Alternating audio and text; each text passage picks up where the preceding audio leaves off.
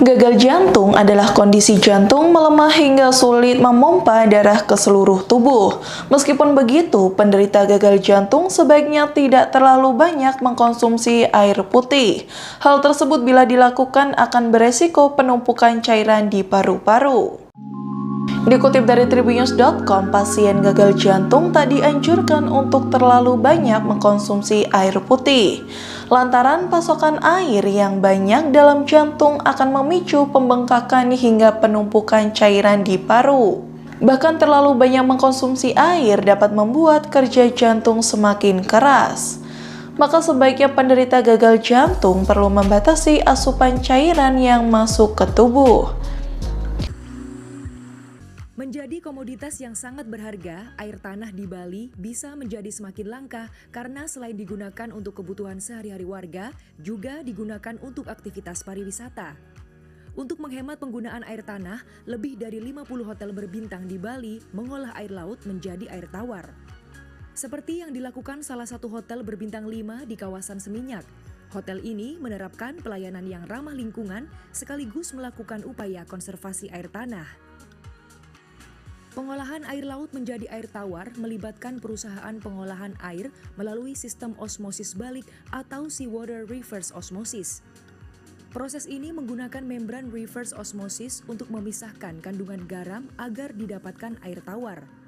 Proses pemisahan garam dilakukan dengan pompa bertekanan tinggi sehingga dibutuhkan energi yang lebih besar dari pengolahan air yang konvensional.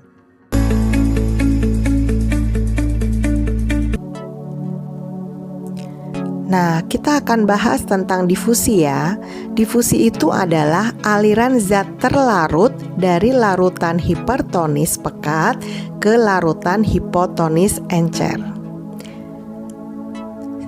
Bisa juga dibilang bahwa difusi adalah aliran zat pelarut dari larutan hipotonis encer ke larutan hipertonis pekat.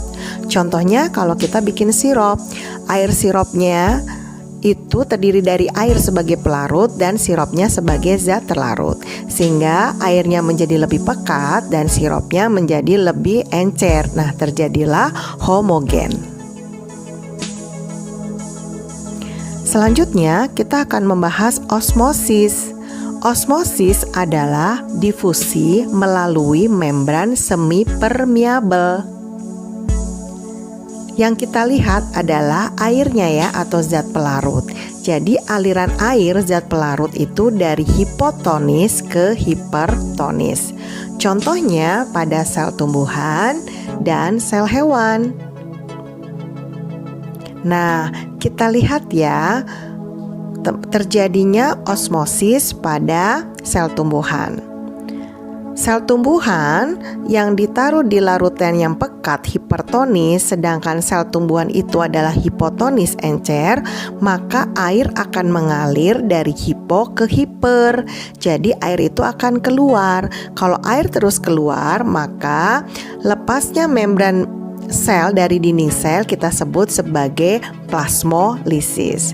Misalnya pada saat kita memberi pupuk yang berlebihan, ini menyebabkan sel-selnya mengalami plasmolisis dan bisa mati.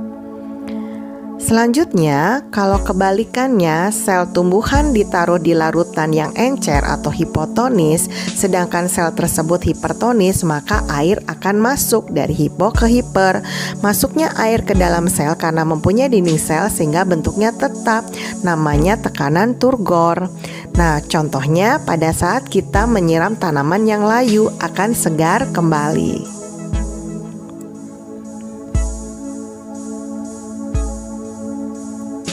Nah, sekarang kita bahas tentang sel hewan ya.